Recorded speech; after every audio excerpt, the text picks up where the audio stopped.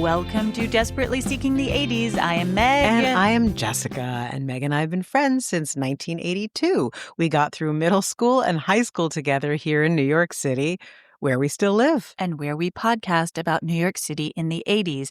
I do Ripped from the Headlines. And I do pop culture. We are back in the same room together. Thank the Lord. Thank the good Lord. I thought people would write in a little bit talking about, how the sound quality wasn't ideal or whatever for our last two Zooming episodes. But actually what I heard was everyone saying, it's okay. It's not, they were like, we can hang in there for a couple episodes. So that was nice to hear. Well, that's good. I'm gratified to hear that because it is a lot to be on the other side of the Atlantic doing it as well. So I am grateful to our listenership. Thank you guys. Yeah. And that it was worth having a go at it. Absolutely. Why not? In fact, so my friend Eleanor has a shop in Exmouth Market, and she gave me some things from her shop. And one of them is that sign on the wall. Yes, this is very true. Better done than perfect. I have an accountability coach. I do know that you have an accountability coach. And that is one of the things that she says frequently. And she listens to this podcast too. Hello, Bethany. Hello, Bethany. But yes, wonderful Bethany. But the sign says you can say it. It just says done is better than perfect. And it is a beautiful letterpress version of that. The other one that Eleanor gave me is sorry I'm late. I didn't want to come. But it's less inspirational. Exactly. But you have to admit, is just so much better to be in the same room. Many, many reasons. Yes, the vibe is different. Indeed. But I'm excited to know what you have in store for this week, and I'm excited to share with you as well. Well, first of all, I wanted to share something that somebody wrote in, and I think you'll probably know who it is as soon as I start saying it. Really enjoyed today's episode. And by the way, this is a callback. He's referring to the episode 155. Okay. The Plain Dealer and Adventures in Reading. Really enjoyed today's episode. Both parts were right up my street, so to speak. As one of those teenaged male schlubby geeks, I was... I know exactly who it is. Who completely is not that now. I know, but insists on hearkening back to those days. I would, in fact, call him dashing, but... Would he accept that? No. Okay, all right. Not. He goes on, I was a total aficionado of Monty Python. I can quote at you their entire oeuvre with absolute accuracy, which does not surprise me. It's sort of like guys with Monty Python saying it at you is very similar to the joke from the movie Barbie, I'm going to play the guitar at you. Oh my God. It's the same thing. Yes, it is. Was a fervent... This is, again, our friend, was a fervent comic collector and also a devout acolyte of early Letterman. I agree with Jessica. The rot set in when he started jockeying for a better deal. Thank you for that affirmation.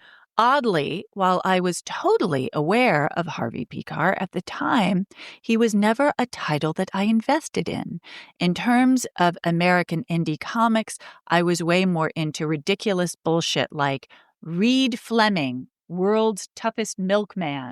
That's really Cerebus the Aardvark, and Evan Dorkin's absolutely crucial Milk and Cheese, Dairy Products Gone Bad. But I digress. Pekar was never going to be Letterman's comedic kicking boy, and those appearances were kind of inspiring in an insouciant punk rock sort of way. Well, thank you, Alex. Thank you, Alex. Yeah, I think Alex he makes a really... Flaming Pablum. Right. How do you find it again? It's Vassifer. How do you find him? No, how do you find the website? I think it's Vassifer, Vassifer. Right. So, but it's called Flaming Pablum. Exactly. Got it.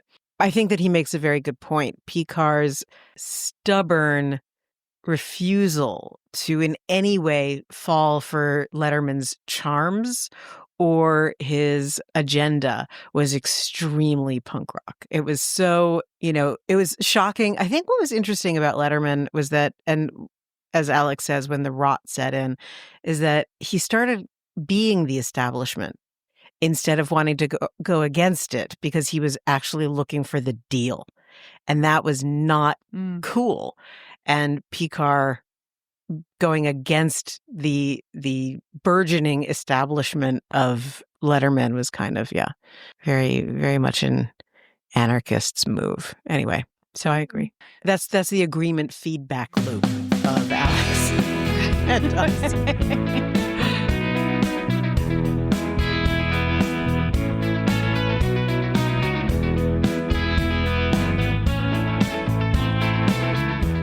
So our state capital, Albany. I wish you could see the furrowed brow that you are presenting. Yes? Do you know of Albany? Do you have strong feelings or not? New York City versus New York State. Mm-hmm. Sharp distinction, correct? Yes, very much so. Were you aware of that when you were a kid? I think that anything that wasn't New York City was, to me, all a blur. As a kid, I was extraordinarily New Yorker cartoon, cover of the New Yorker, myopic. I think the best way to express it is I didn't think about it at all. Like Right. there was no reason for me to even consider Albany. I mean, one thing to say about it, which is interesting, is that our home is called New York, New York. Mm-hmm. I guess there's just so much New York in it. The idea that there would be a part of New York that wasn't New York, New York, to me, was just confusing as a small child. Yes. Well, actually, I'll tell you, to your point, this is a story that my parents laughed about for years. I must have been 7 years old. And I was in North Carolina for a family friend's bar mitzvah, like one of these big hoo-has. And, they had like a DJ or whatever, an MC, who was going around to all the kids, saying like, say something, blah, blah, blah. And he came over to me and said, "So where are you from?" And I said, "Manhattan." I think that's the answer, is I wasn't even New York. It was only I'm from the island of Manhattan. That's it. So yeah, Albany, named for the Duke of Albany. Is that of any interest? I have no idea. That's it. There you go. English Duke of Albany. I have no idea if he financed something. Who knows? But that's it. It's a big blank. All righty. Yeah, it's a no. Okay. It's a hard I mean, hard it might no. as well be Canada. We're going to get ourselves in trouble like Ed did. I know, this is like, so what is this upstate you speak of? It seems so interesting. You must be very interesting people. I can say that my second husband is from Rochester. You know who else is from Rochester? My great friend Michael, who listens to this podcast. Hi, Michael. So are relatives of mine. Interestingly, my mother's cousin, Judy, was a science teacher, and one of her pupils was Philip Seymour Hoffman. How about that? I think it's so funny that we're trying to come up with fun facts about upstate. Look, and what we're coming up with is, I know someone who once lived there. Well, I mean, if that isn't our brand, I don't know what is. I think we've just leaned extra hard into who we are. So, okay, let's just bring this car crash to a halt. And please, I am dying to know where you're going with this. All right. My sources are Washington Post, New York Magazine, New York Times. On April 11th, 1981, this is actually a follow-up story. Okay. Remember last week's about Ed Koch? But yeah, how could I ever forget? His, running for governor debacle? He made a lot of mistakes, did Ed? Yeah. All right. So something came up in that story that I then researched for today. Okay.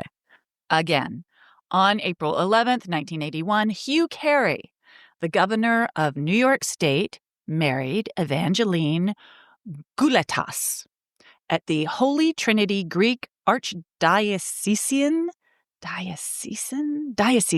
I don't know. Diocesan? Archdiocesan? That sounds so much better. Say it again. Diocesan. All right, I believe you. Cathedral at 319 East 74th Street. It was Governor Carey's 62nd birthday. I swear to God, I thought you were about to say his 16th marriage. I don't know why that went into my head. No. What's wrong with me? No, this is different than that. Okay. It was his 62nd birthday, and the ceremony was attended by his 12 children. What? His wife of 27 years, Helen, had died of breast cancer in 1974, and 2 other of their sons, they had 14 children, my friend, were killed in a car accident in 1969. She gave birth 14 times. Yes. Oh, Helen. Yeah. And then she died. Holy shit. All right.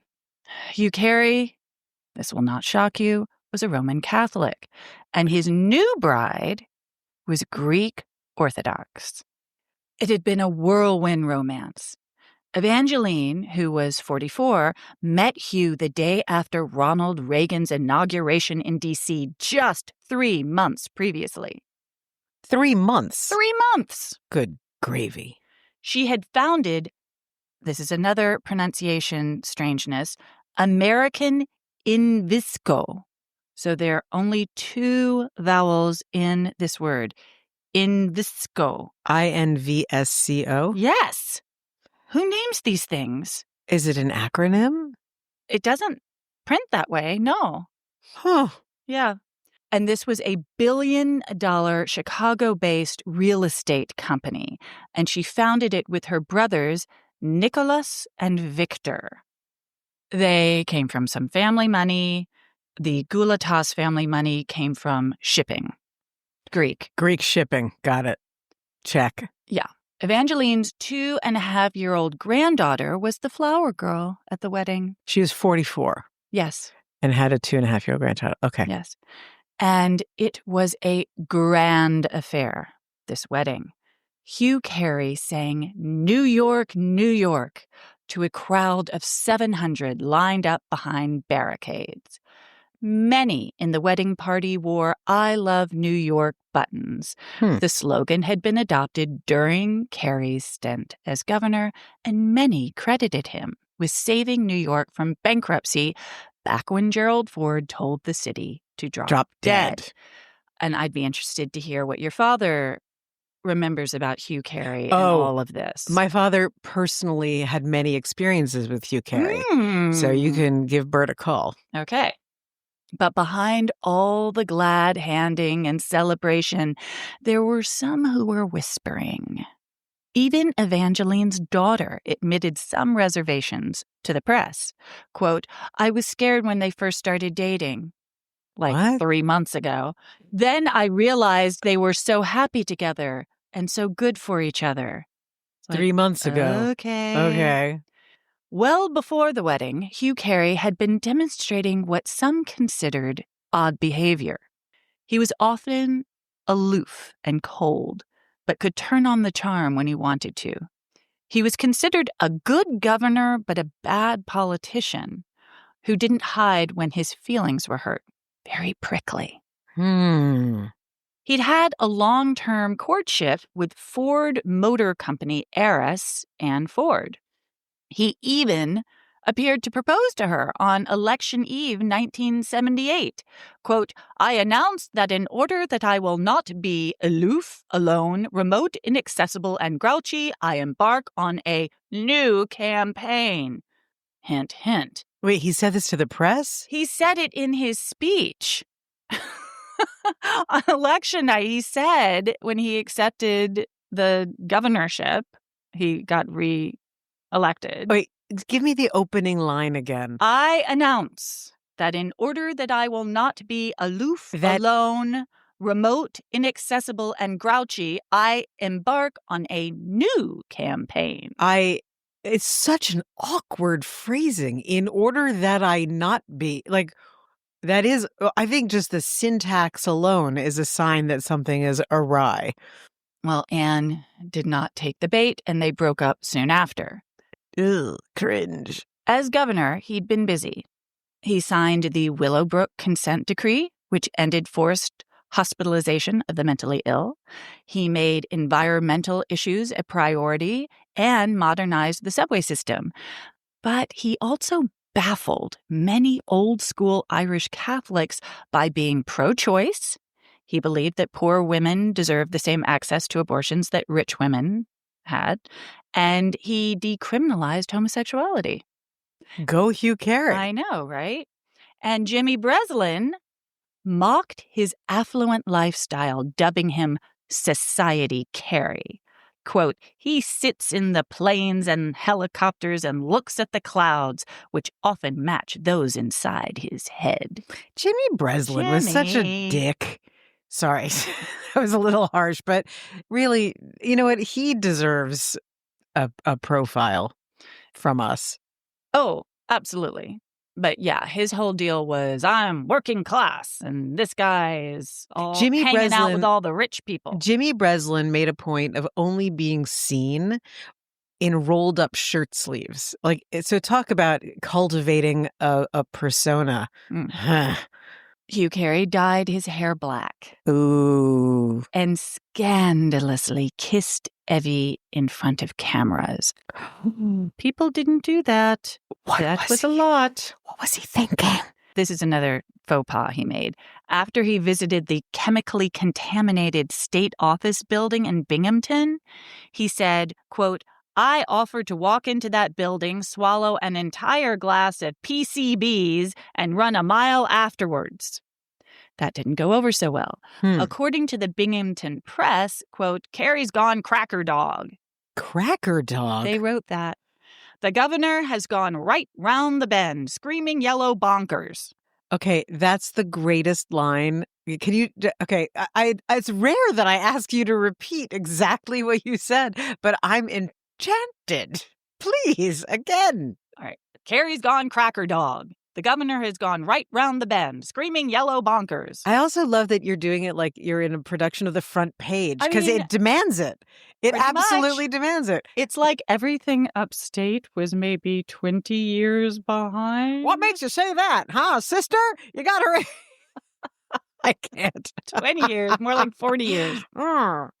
Carey was baffled and not a little insulted by all this commentary, especially considering his political colleagues, Ted Kennedy, Tip O'Neill, Daniel Patrick Moynihan, and Ed Koch, who all had huge personalities that were, for the most part, embraced. So why is he getting so much grief? This is what he said, quote, I guess a mayor can be bizarre.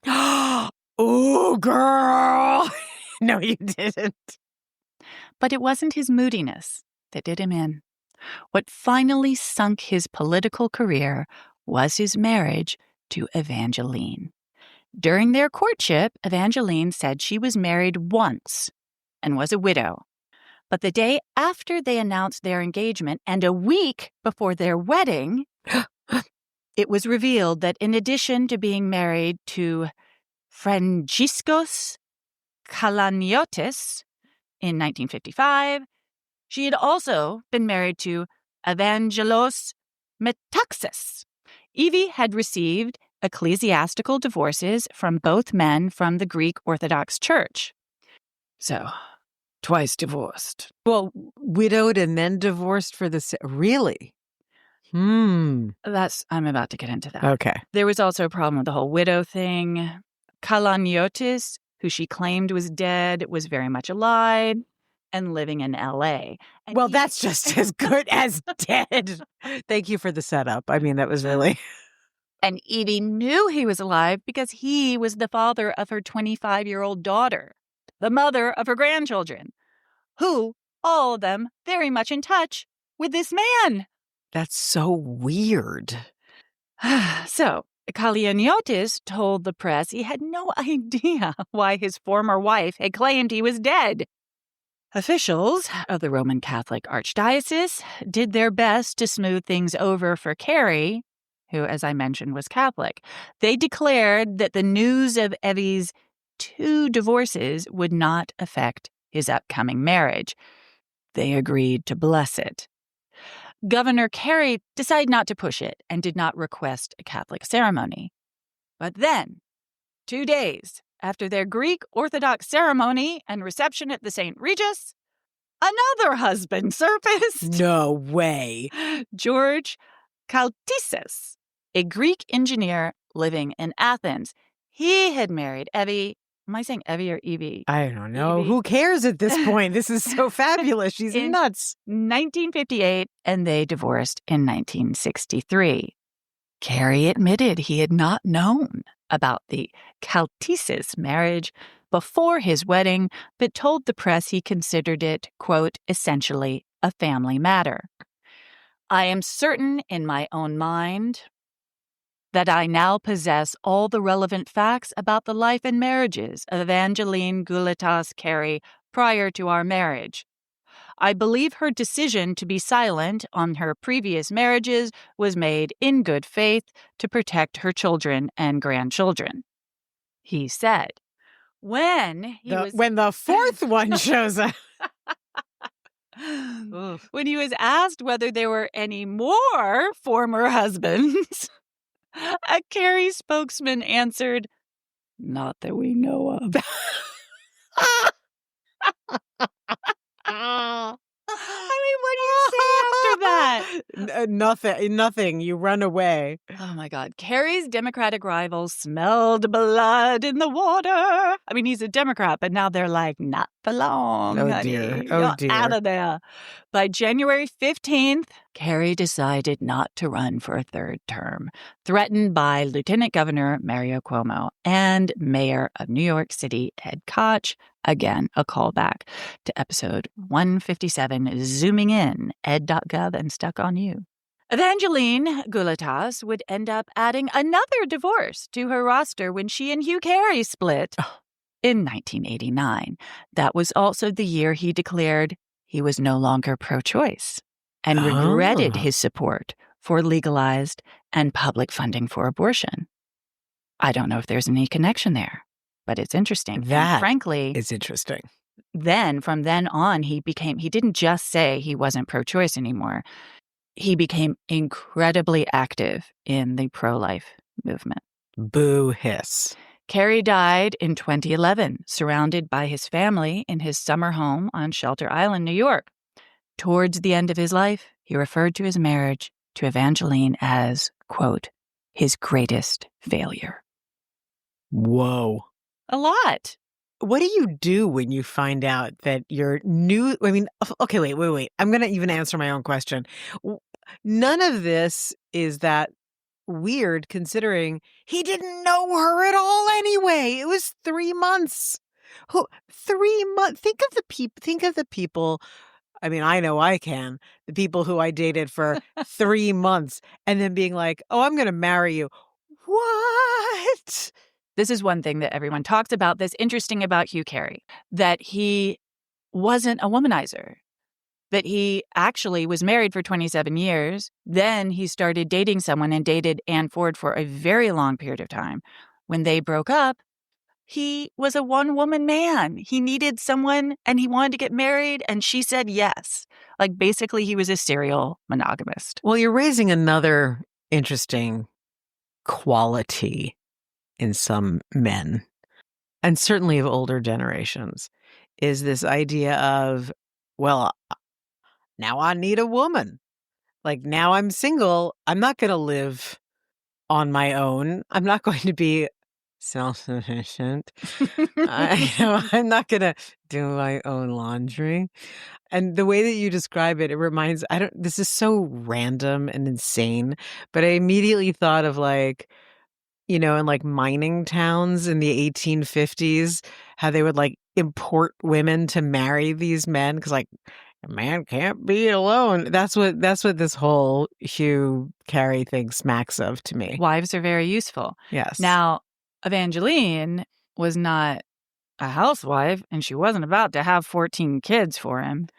She was a different kind of person. She was a society so maybe woman, he miscalculated. and she ran her own company, and she was completely self-supported. So that's a different kind of woman. Yeah, Frankly, Ann Ford was a different kind of woman.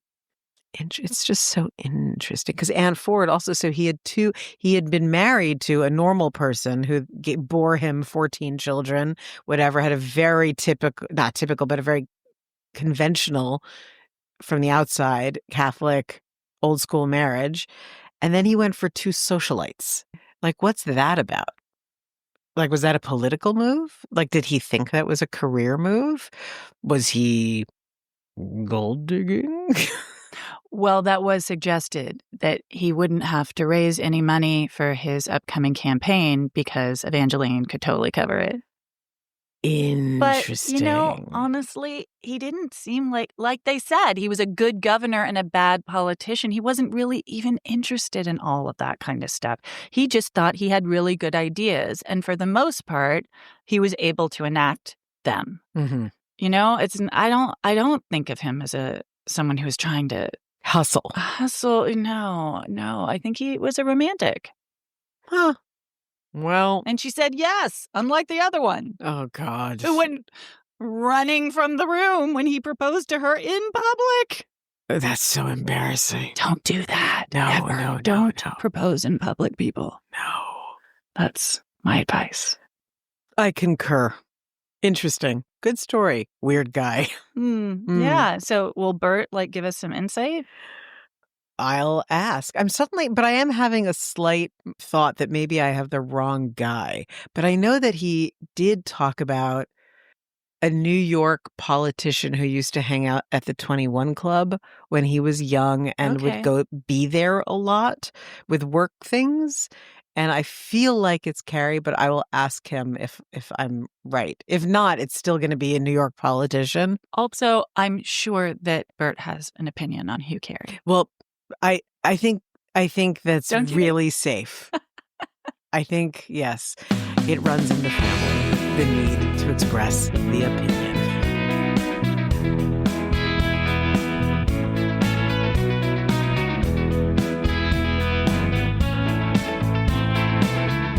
So I had a very interesting experience yesterday.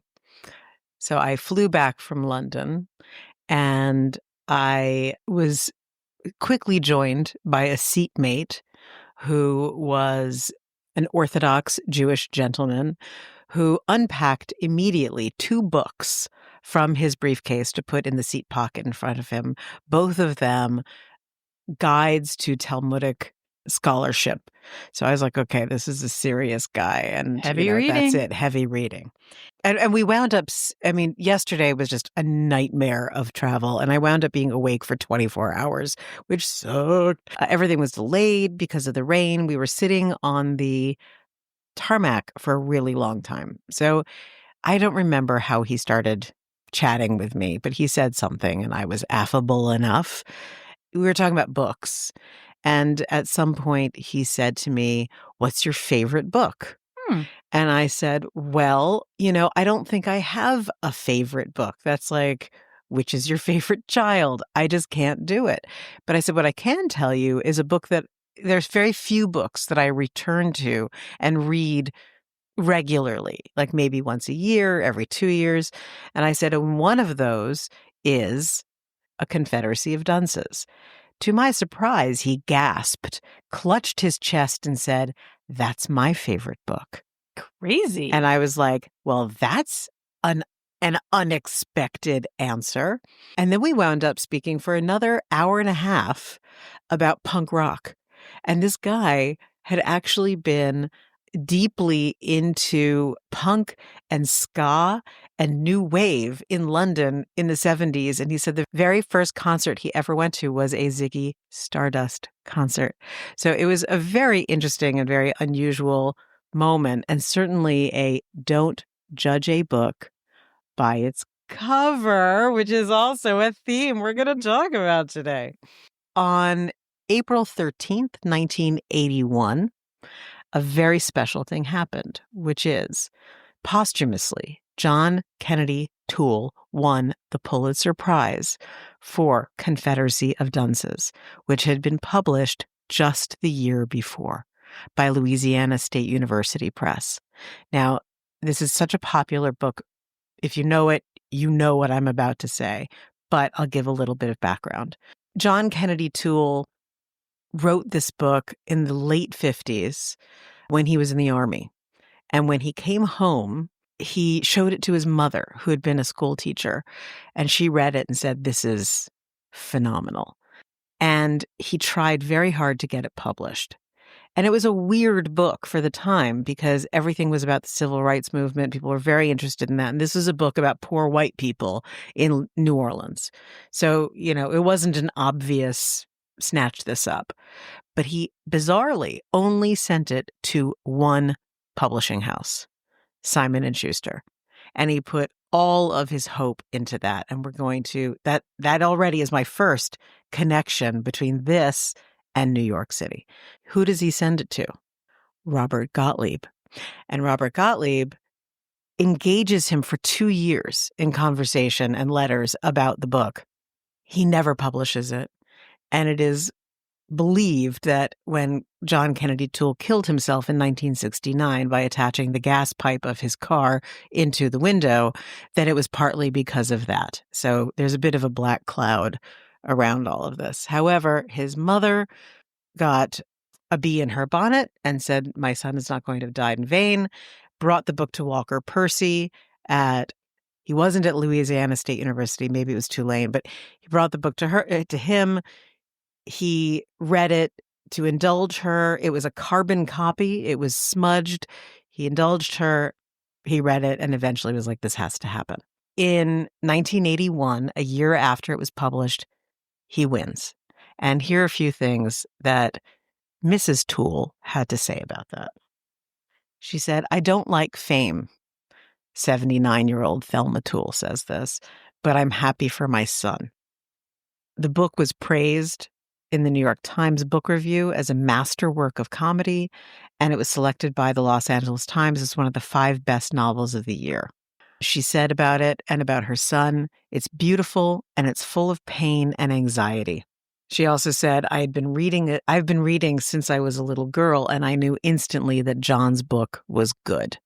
Now, before I continue with what she had to say, I've never, and I did some research, but I've never heard of a Pulitzer Prize announcement having so much attention on the mother.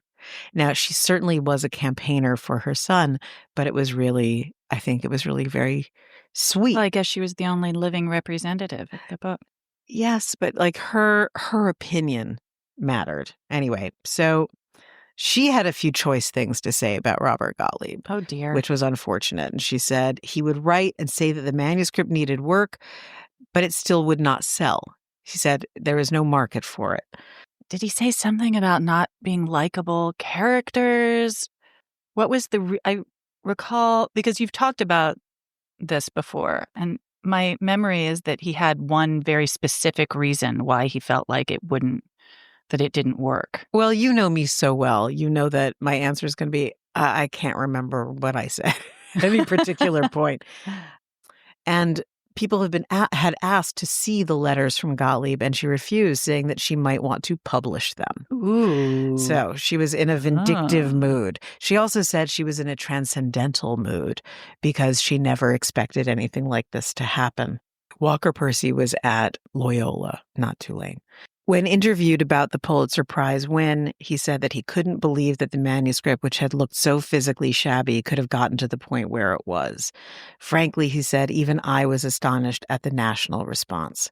When I saw that this book had won the Pulitzer Prize on this particular date, I was elated. Like, I knew that it had won it, but I'd never seen the story. And, when it's your favorite book, or at least one of your most frequently read books, it was a definite charge. But as always, I was like, well, where's the New York connection?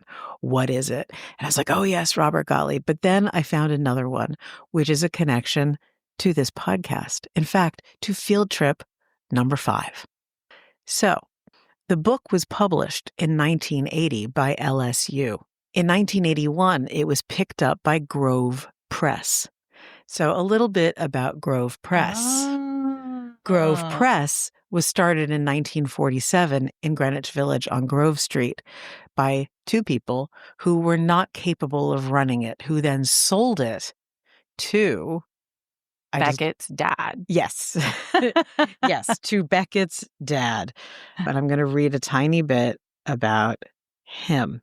These were things I didn't know, and I was so absolutely delighted about it. So Barney Rossett, Beckett Rossett's dad, purchased Grove Press in 1951 and made it into an alternative press.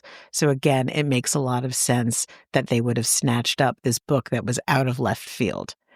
He was into the literary avant-garde with Jean Genet and Eugene Ionesco, and of course, Samuel Beckett. He was responsible for publishing Waiting for Godot. Now, a little more about Barney Rossett, things I didn't know. Barney Rossett, who died in 2012 at the age of 89, was considered to be one of the biggest weirdos on the planet. Now, you knew this. You're nodding. Well, Beckett talks a lot about his relationship with his father that was strained at best. He had many children with 5 wives. Beckett was his third in line. But he was known for being a champion of the First Amendment, and in his obituary, he was a celebrated winner of First Amendment slugfests against censorship. He published Che Guevara, Ho Chi Minh, and the autobiography of Malcolm X. But interestingly, this man in high school, so God knows when this was, like in the 30s, I guess, he mimeographed a journal titled The Anti-Everything, which really set the tone for who he was. And though he was a little guy, I can imagine Beckett is indeed, he loved slim and not tall. He loved to fight, this irascible little man. So did Beckett. Yes. Yes. I don't know. We can't currently whether he is fighting people, but he's a scrappy guy. Well, I'm sure that it would not warm his heart to know how similar he is to his father. He also, Mr. Rossett, published Lady Chatterley's Lover. He published Henry Miller's Tropic of Cancer. He was also known for having imported the Swedish soft-core pornography film I Am Curious Yellow. I do not know this soft-core pornography film. What is the theme? So it was, you know what? Maybe we should have a viewing, although that's the 60s. I don't need to do that. It's a Swedish film that had a lot of sex and nudity in it. It was an art house film that was rated X. I've never seen it. Okay. But it was rated X, and it was... But standard, not scandalous sex. Yeah, no, not scandalous. Oh! No, just sex. Okay, got it. Just sex and nudity. Mr. Rossett said that his publishing house was, quote, a breach in the dam of American Puritanism. Okay. Despite the fact that he was actually fighting for very lofty work, in 1969, Life magazine did an article about him called The Old Smut Peddler. And the Saturday Evening Post had a cover image of him, an illustration of him climbing out of a sewer. Huh. So this is a very controversial guy. So what year? Sorry. It was 1969 for the Life magazine, and the same thing for the Saturday Evening Post, because I do believe that was the year that the film came out. And what I thought was really interesting about this, and this is part of my New York life and publishing and talking about it, is that, you know, these were two people who represent exactly what New York publishing is about. You had Robert Gottlieb, who was the establishment and focused on by this author as the ne plus ultra. And he had been brought in and was a wunderkind, brought into Simon & Schuster in the 50s, and within 5 years was a senior editor-in-chief, up. And, you know, it's so typical of editors and publishers to have so many writers who you just want to be nice to. And you'll talk to them about their work. And who knew that, I'm sure he had no idea that anything like this was even in the offing. And he's been vilified, which I think is really unfair, even though, again, one of my, quote, favorite books, the number of people when I was an agent who I was kind to and was like, well, this is what I think. You don't know who they are. And in fact, Robert Gottlieb insisted that he had no idea who John Kennedy Toole was until after the book was published. When Toole's mother came after Gottlieb, he was Well, like, that I is don't know who you're talking interesting about. because he wrote letters over 2 years. Well, and that takes a lot of effort. Well, and when people asked her for the letters, she said, I'm not going to show them to you. Are you wondering whether they were I letters? wonder. Okay. I wonder. But in 1981, she was maintaining that they existed and that she might publish. And then on the other hand, and publishing well into the 80s, you have this firebrand lunatic who's looking for everything that Robert Gottlieb would never take. And I love that he was probably, again, knowing how publishers work, he was probably actively looking for everything that everyone else had rejected just so he could say, I took it on. It's kind of fun. Yeah. And kind of wonderful that, it's such an underdog story. And I'm sure that I will return to it again. There will be some new facet. But sitting on the plane, speaking to this, in fact, an Orthodox guy who then revealed to me that he had become Hasidic and then told me about his 7 children and their arranged marriages. And I'm just sort of like, okay, well, this is a lot. And I wonder if the plane is going to take off soon. You have 2 books that you need to get through. Yes, sir. It's time to study, I think. Yeah, it was a lot. And then he started listing punk bands and he wanted to know if I knew about them. Better you than me, Jessica. I don't know if I could have handled that. I was like, yes, I know Camper Van Beethoven. They were really fun. What? What do you want from me? But that's also, a lovely travel story. I think it's interesting, just meeting a stranger and having a lot in common and learning something about somebody who you would make perhaps not judgment about, but make assumptions about. Mm-hmm. It's interesting, the idea of being a gatekeeper, which certainly Robert Gottlieb was in spades.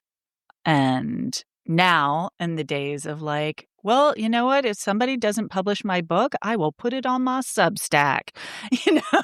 It's like so much for the Robert Gottliebs. And I mean, editors are amazing people. But isn't it also nice to know that they aren't the end all be all? And if you can't please one person, you can figure out another way to do it. Well, it sort of also makes you wonder if only he had not focused so intensely on Simon and Schuster. That, definitely. what else might have like your happened? It's story about Choose Your Own Adventure. I mean, didn't he go to every single publisher known to man until finally somebody was like, actually, I'm the perfect person for you. Yep. So, Yeah, when I was an agent, I had there a list. Some depression issues going on. There was, definitely. This man. It was not entirely, he meant well, but he wasn't well. Yeah. Great year for eccentricity. 1981, the year that eccentricity was either vilified or celebrated in this particular instance. You reminded me that when I was an agent, I had a limit of 30 editors. That was my upper limit. You have to play a numbers game. And I think that is what is so tragic about Kennedy Toole's demise is, like the complete, anyway, I don't know if it's a lack of understanding or whatever, but it was sad. But Maybe he was a purist. Either it's this guy, he got fixated. He needed the affirmation of this particular institution or this particular man. That is such a good point. Just the use of the word affirmation. I don't think that ever would have occurred to me, Meg. I know that sounds daffy, but the affirmation of one person. I was thinking about it, of course, as this is the publishing house that will do the best job with my book. And of course, you're completely right. It's about the personal side of it. Yeah. And when what you think about the world, which is my book is brilliant, and then the world reflects back to you that it isn't, that can make you a little cuckoo. When the outside world's reality doesn't match your reality. Well, it can feel terrible. It can feel terrible, but to have made one person the entire outside world, well, clearly didn't feel good for him. But yeah, and I also loved about his mom and in this, 1981 article that she was really kind of vindictive.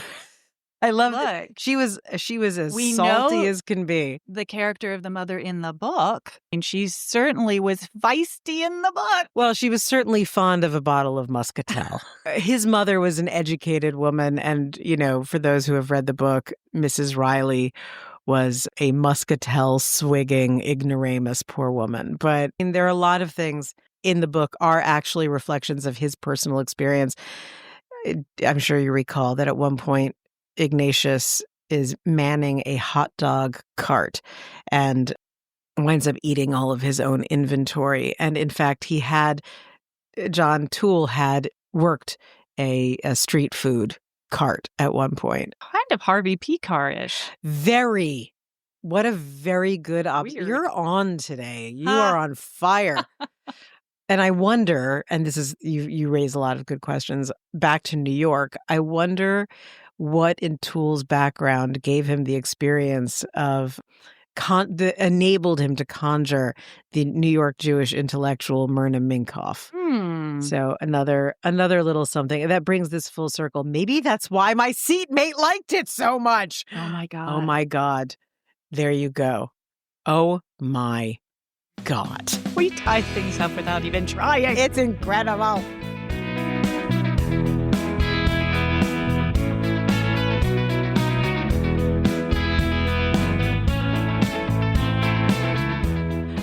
I think the tie-in that we both see is that these are idiosyncratic Irish Catholic men.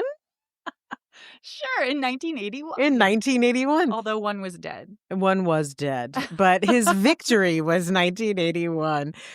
I mean, how about this? The character of Ignatius J. Riley was also an idiosyncratic Irish Catholic man. So this is true. And he never dies. So he was alive in 1981. Okay. Look, I'm going for it, okay? I'm taking a shot. We're taking August off. I'm really, really happy that our last episode before our extended break is one where we're in the same room, because that's such a pleasure and joy and luxury. Indeed. And I was ditto texting with Mary, who I used to call Marie, remember? Oh, yes, I do. Okay. And she had just written in something, and I was writing her back. And then she said, "Thanks for this, and thank you so much for working through the summer. I need my 80s fix." Aww. So it is appreciated. We are churning out the content. Look, if nothing else, we have our little noses to the grindstone, and I'm very glad that Mary appreciates that, and I'm hoping there are others. But I think that what we can encourage people to do while we are not doing any recordings during August is go back, see if there's anything you haven't listened to, any episodes that you've missed. Give a listen, and anything that you really liked, tell us if there's anything that you would like a follow-up on, because so many of our stories really, Meg and I are very aware of the fact that, they could have deep dives. I mean, some of these stories could be podcasts unto themselves. So if there's anything that you'd like to hear more about, or some angle that was mentioned and very quickly moved on from, we would love to know. One thing, I could even do an episode just of little follow-ups of things that have happened in the news since we've told the stories, because Lord knows there's so much of that, including, did you know that the man who was incarcerated for murdering Eton Pates is now a free man? Yes, I do know that. I know that he walks amongst us, and I know that it's on a technicality. Well, actually, I re-listened to the episode. I don't think he did it, Jessica. I don't think he did it. There's a reason why they don't like that confession. It's because... Well, there was he confessed without being read his rights. And then he confessed again. He's after schizophrenic, he had been... and he has the IQ of 70. Confessions that come from somebody with that mental disability shouldn't, if that's the only evidence you have, with no corroborating evidence, that's a problem. That is problematic. Yeah. Well, I can't say that we know that he didn't do it, but we I do can say know. I think that. Yes, I can say that. Well, because there's no corroboration. And because there's another person who is so right for it and has a history of pedophilia. Well, I think that's a follow-up. There you go. So in that spirit, anything else that is compelling or, felt like the story was left dangling, that's a terrible word, that the story can continue, please let us know. And when we all reconvene in September, we will have answers and some more surprises.